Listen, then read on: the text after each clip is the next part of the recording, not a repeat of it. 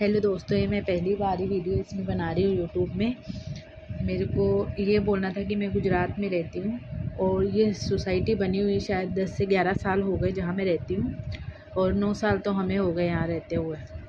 तो वहाँ कुछ कुत्ते पहले से ही रह रहे थे जिनका बोर्न ही यहीं हुआ था। तो जब कंस्ट्रक्शन का काम चल रहा था तब से वो यहीं रह रहे थे।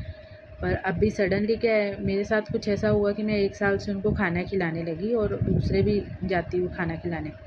और वो कुत्ते किसी को कुछ नहीं बोलते, कोई आता है तो उनके पीछे पीछे बस प्रेम मांगते हैं, किसी को काटते ना भौंकते, बस गाड़ियों के पीछे भागते हैं। और सडनली क्या हुआ कि एक फैमिली है हमारी सोसाइटी में, कहने को तो ब्राह्मण है, पर क्या है कि जब मैंने उनकी हाँ में हाँ मिलाना बंद कर दिया तो सडनली वो कुत्तों के पीछे पड़ गए कि सड़े हुए कुत्ते हैं, इनको खाना नहीं खिलाने का, ये ना वो, ऐसे ऐसे सब जगह मतलब बहुत मुझे परेशान भी करने लगे। अभी हाल ही में एक लड़की वहाँ से निकलती है अपने डॉग को लेके।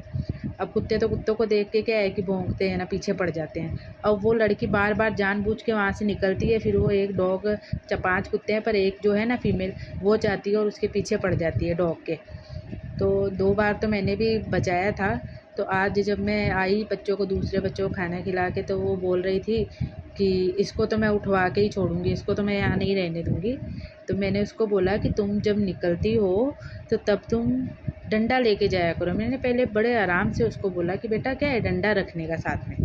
हम भी क्या है बचपन में ऐसे जाते थे तो हमें बोलते थे कि जब आपके पीछे कुत्ता पड़ जाए ना तो आप तुरंत क्या है रुक जाओ, भागो मत और अपनी चप्पल उतारो तो तुरंत भाग जाएगा। तो मैंने उसको वही बोला कि ऐसा नहीं बेटा, तुम ना डंडा रखा हो। तो बोलती है क्यों रखूँ मैं डंडा, मैं क्यों यहाँ से जाना बंद करूँ।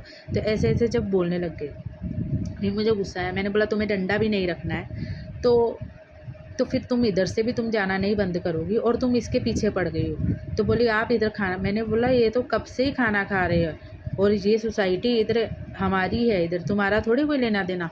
तो उसको इतना समझाने के बाद बोली मैं तो कंप्लेन करूँगी ना ये। फिर मैंने उसको थोड़ा शांति से, उसको प्रेम से समझाया कि देखो तुम्हारे पास जो डॉग है वो भी एक जीव है, उसके वो भी सांस लेता, आत्मा है उसके अंदर, तो ये भी वही है।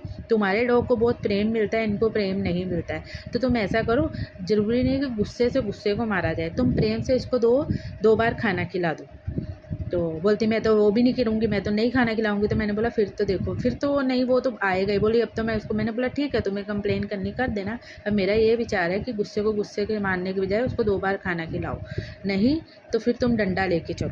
अपनी रक्षा हमें स्वयं करनी, जब आपको लग रहा है वो पीछे भाग रहा है तो उसको डंडा दिखाओ। तो अभी देखो अभी क्या होता है। अभी बोली वो तो मैं वो भी नहीं करूँगी। तो अभी मुझे समझ नहीं आ रहा है कि अभी क्या होगा उस